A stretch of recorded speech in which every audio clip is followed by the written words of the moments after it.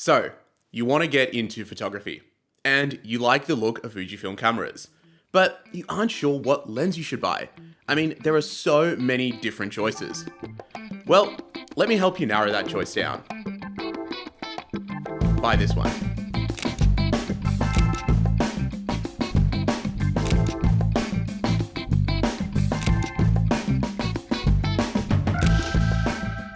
Alright, let me actually expand on that a little. So this is the Fujifilm 23mm f2. And while this lens is absolutely perfect for beginners, it's also amazing for everyone else because this little guy is such phenomenal value that I think that every Fujifilm photographer should have one in their kit. So this is one of the three Fujicrons, which alongside the 35mm and 50mm f2 are some of the best value lenses available in photography today. And the reason that they're called the Fujicrons is because Leica has a series of very famous f2 primes called the Summicron, and I guess these are almost as good as those lenses at a fraction of the price. But out of these three, I think that this 23mm, which is a 35mm full frame equivalent focal length, presents the best option for those new to photography. And in this video, I'll explain why, show you guys a bunch of samples shot with this lens, and stick around till the end to hear all my thoughts on this little stunner. Also, be sure to subscribe to see more great photography content. So this is actually the second time that I've owned this lens, the first time being in 2019 when I first bought a Fuji X-E3. And it's a lens which I have used extensively in that time. So I've traveled the world with it, and every time I use it, I'm always blown away by the sheer value proposition of it. But before we go into the positives of the lens itself, let's discuss why I think a 35mm lens is the perfect first lens for beginners. Now, this seems like it goes against the grain of a recent video of mine where I proudly proclaim that 28mm is the best focal length, but hear me out for a second. So, the reason why I've always felt a little bit indifferent towards the 35mm focal length is the same reason why I think that it makes such an awesome beginner's lens. So, it's really easy to use, and it is very versatile. You don't get too much distortion, so you can easily take portraits with it, and it is plenty wide to capture all sorts of styles of photography, from documentary photography to street to events as well. See, if you buy a 50mm lens as your first lens, sure, it's going to be great for portraits, but you're going to have a little bit of a hard time shooting in tighter environments with it, not with 35mm.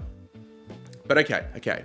What about the famous 18-55mm Fuji kit lens? That is surely a better option for beginners, as it is a lot more versatile being a zoom lens, right? Well, I actually want to make a counter argument to that point, as I don't think that buying a zoom is the best way to go about learning how to take photos. See, having a variable focal length is obviously great because you get a bunch of lenses in one lens effectively. But when you're just starting out with photography, I think it's honestly best to not have another thing to worry about when shooting.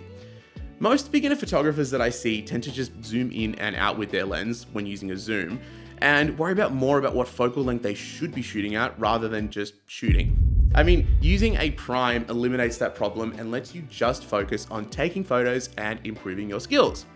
So when I first started shooting in 2014, I used a 40mm f2.8 lens, and it was great.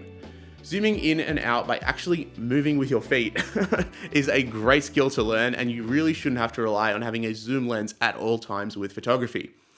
Not to mention that having that f2 aperture means that you're going to be a lot better suited to using it in darker environments, especially as the 18-55 has a really dismal f4 aperture on the tele end. Also, in the future, if you decide to buy more lenses, this 23mm f2 will remain a great travel option due to its small size, so you don't have to worry about buying a lens that will become redundant once you purchase better options. But the great thing about the 23 f2 is that it is not just a decent beginner lens due to its really reasonably priced. I mean, especially if you buy it used. So I traded a 35mm f2 for this copy, but you can easily find them used for around 400 to 450 Australian dollars all day, every day. And at that price, you get a lens which is ridiculously sharp at almost all apertures, features a stunningly quick linear motor autofocus system, which is not just silent, but also deadly accurate. And it also even has weather sealing, as you can see the rubber gasket, and it's also got gaskets all throughout the lens itself. So these are features which you would almost have to pay double for with other lenses. But here you get them in this tiny metal body package for a very affordable price. It's also great because this lens isn't as overpriced as something like the 27mm 2.8, a lens which is routinely be selling for around 550 Australian dollars, with image quality which in my opinion is subpar to this 23mm f2. So I absolutely love the images that this lens can produce, especially when coupled with older Fuji bodies.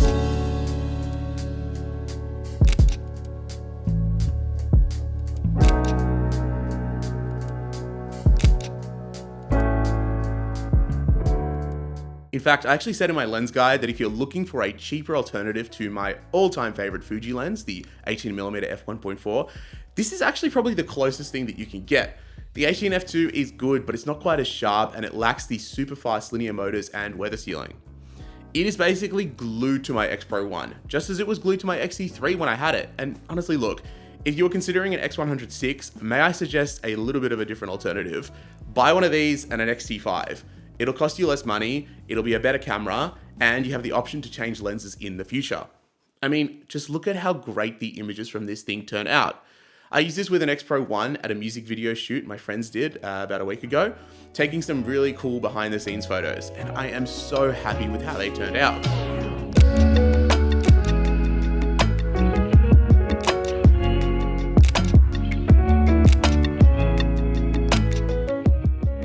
I also edited all the photos with my preset pack. Here are a few before and afters so you can see how the presets look. As you can see, you get a really great filmic look with the presets, which just suits the Fuji sensor and colors so well. Link is in the description. Every purchase helps to support me and this channel. So I strongly believe that this is one of the best value for money lens options available on any camera system at the moment. The images that it's capable of producing are almost as good as the 1.4 primes in some aspects, and it is half the damn size too. But this lens does have one notable downside, which is that unfortunately, at f2, the images can be a little bit soft. This is exasperated more when you are close up to something, which is frustrating, but it does seem to sharpen up considerably when you are at 2.8 and above. This is also coupled with bokeh, which could honestly be a little bit more pleasing in certain scenarios, as it can look a little busy at times, but for the most part, I am so satisfied with the image quality that this lens can deliver, but also just its absolutely tiny size. So, unlike the bigger 1.4 primes, this lens fits smaller Fuji bodies like the XE, XS, and X Pro line like a glove, and the aperture ring is perfectly firm and not sloppy in the slightest as well. Also, just to touch on this absolutely gorgeous lens hood, it's from a company called Square Hood, and it's the Model 5. You know, it's very expensive at around 120 Australian dollars, but like, come on, how good does it look? Like, oh, it definitely makes it look a lot more like a Leica lens than anything. Further, you know, reinforcing that Fujicron nickname. But yeah, I mean, look, that is all for today. Have you ever shot with the 23mm f2? Do you think it's a great option for beginners, or is there an alternative option that I haven't talked about that you think is better? Let me know in the comments below. Thank you for watching and have a great day.